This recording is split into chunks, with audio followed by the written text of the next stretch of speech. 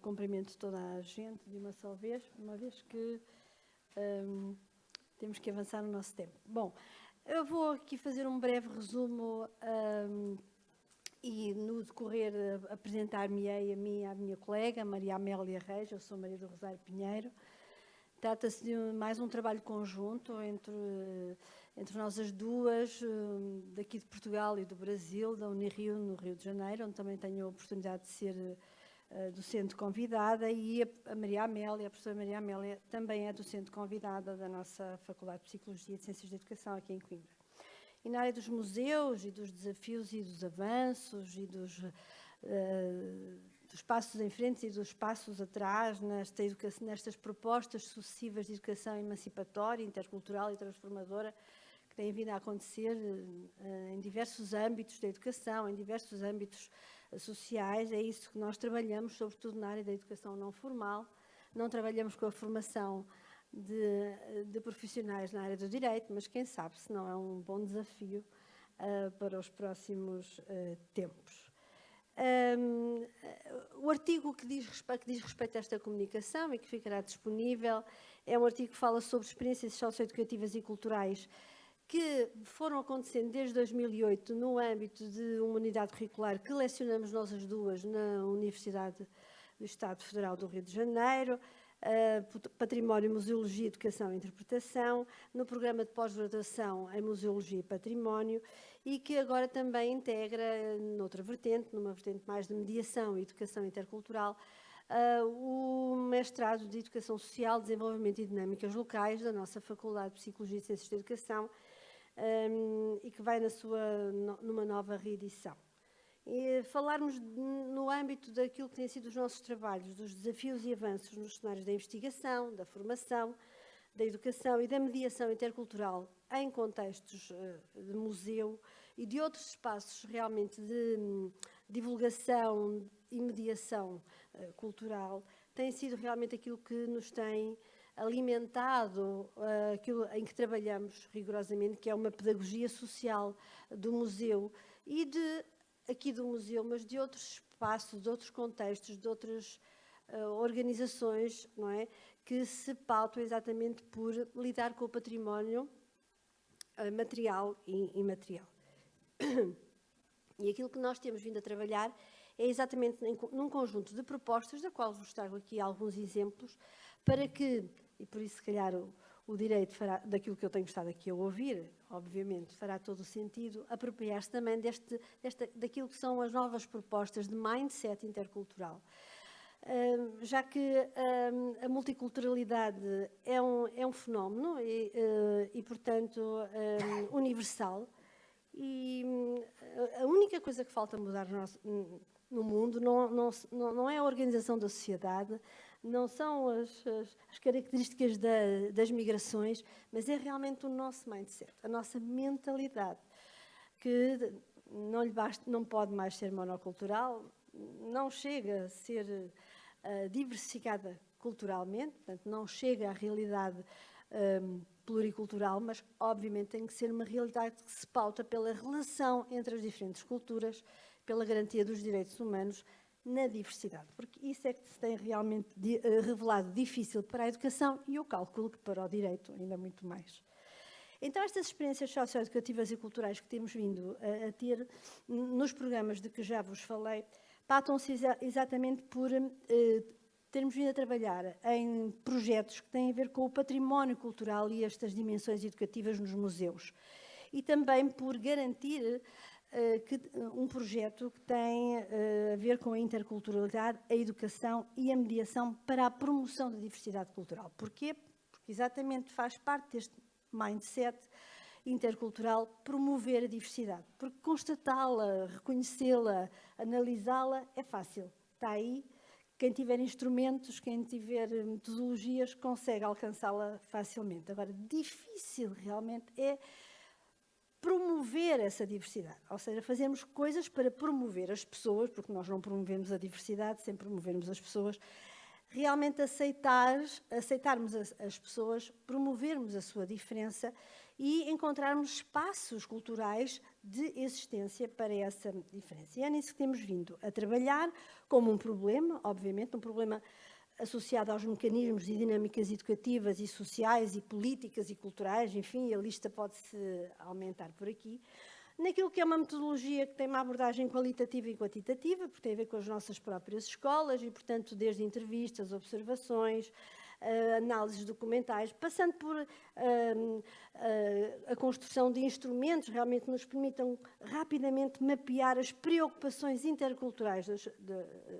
das pessoas com quem trabalhamos. Portanto, a produção de instrumentos também de investigação para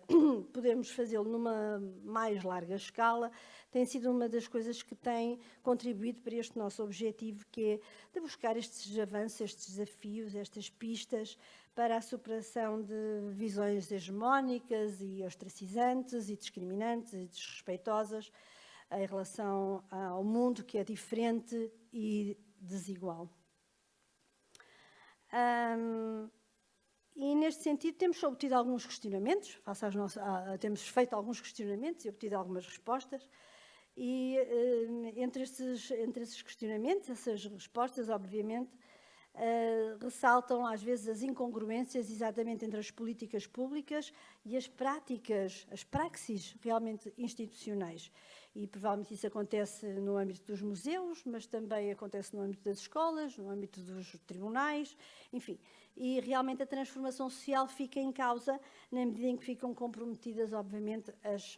as concretizações destas políticas públicas, quer de educação, quer de outras. Então, aquilo que nós temos realmente feito com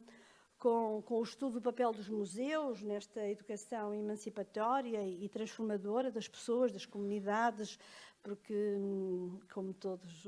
aqui sabem, por exemplo, em Portugal nós não temos muita tradição de museus comunitários, não é? Mas o Rio de Janeiro é repleto, por exemplo, de museus exatamente de favela, museus das comunidades. Portanto, é uma maneira de pôr as comunidades a participar e a interagir. E, portanto, a ideia desses museus, subjacente a esses museus, tem estado sempre a ideia da educação pela praxis, a educação social pela praxis, a educação da sociedade, dos direitos humanos em relação à diversidade e, portanto, a não discriminação e o não preconceito em relação àqueles que são diferentes do ponto de vista étnico, físico, mental, social, profissional, religioso, enfim, das suas competências e capacidades, como temos vindo aqui a ouvir hoje. Então, estas práticas e estas experiências socioeducativas e culturais têm tido também um olhar não só nosso, mas também dos nossos estudantes. E essas atenções têm sido muito interessantes, porque quando nós colocamos os nossos alunos, os nossos estudantes de mestrado e doutoramento, a olharem para os contextos organizados como os museus e fazem as suas observações e as suas descrições, e nós trabalhamos essencialmente com 3 museus, um do Rio de Janeiro e 2 de Córdoba, porque temos também a unidade de ensino à distância, com foco nos direitos humanos, com atenção à diversidade e à igualdade de oportunidades, com o relacionar dos pressupostos teóricos e os modos de fazer educação nos museus, com as análises dos discursos e das congruências e das incongruências entre tudo isto, e quando o fazemos com as devidas metodologias, nós encontramos que realmente, e aproveitar aqui as palavras fortes de Eduardo Galeano, nós encontramos realmente que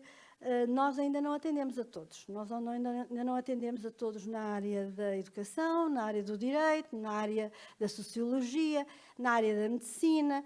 Os nossos museus também são de saúde. Bom, eu espero que estejam todos a tirar fotografias a mim e não ao slide. Ok. E, portanto, o problema realmente dos nossos entornos, dos nossos contextos, é que eles realmente não atendem aqueles que achamos que não falam idiomas e que falam dialetos, aqueles que não praticam religiões e praticam superstições, aqueles que, em vez de fazerem arte, fazem artesanato, aqueles que não são vistos como humanos, mas como recursos humanos, aqueles que, não tendo cultura, têm folclore, enfim, portanto, a valorização daquilo que é realmente diferente daquilo que é a cultura das maiorias. Então, o que nós encontramos nestes contextos e em muitos outros é exatamente estes dois núcleos de problemas. O facto de estes contextos de educação não formal continuarem a atuar como se fossem contextos de educação formal, e, portanto, a operação preferencial por uma classe de público, e ainda o facto de tudo ter realmente um estofo político, ideológico, pedagógico e epistemológico que nem sempre tem atenção à diversidade e aos direitos humanos. É claro que o nosso trabalho vem de muito longe, a nossa parceria vem de muito longe e nós, entre artigos, orientações de teses de mestrado e doutoramento, apresentação em congressos, construção de instrumentos que nos ajudam a identificar as preocupações interculturais de todos os públicos com que trabalhamos. Realmente temos tido a preocupação também de realizar eventos e este ano, em 2019, já realizámos no Rio de Janeiro exatamente o segundo Seminário Internacional de Interculturalidade, Património, Educação e Mediação. Vou terminar. Aquilo que temos feito ao longo destes seminários e agora que fazemos aqui na Faculdade de Psicologia e Ciências da Educação, e portanto estão todos convidados para o terceiro seminário em 2020, provavelmente em março, na última semana de março de 2020, e aquilo que fazemos é exatamente esta divulgação e esta formação e esta investigação na área do mindset intercultural, no sentido de ajudarmos todos aqueles com quem trabalhamos, os nossos alunos, os nossos profissionais, a passarem realmente dos polos de mindset monocultural, como é a negação e a polarização, a minimização na transição, mas para passarmos para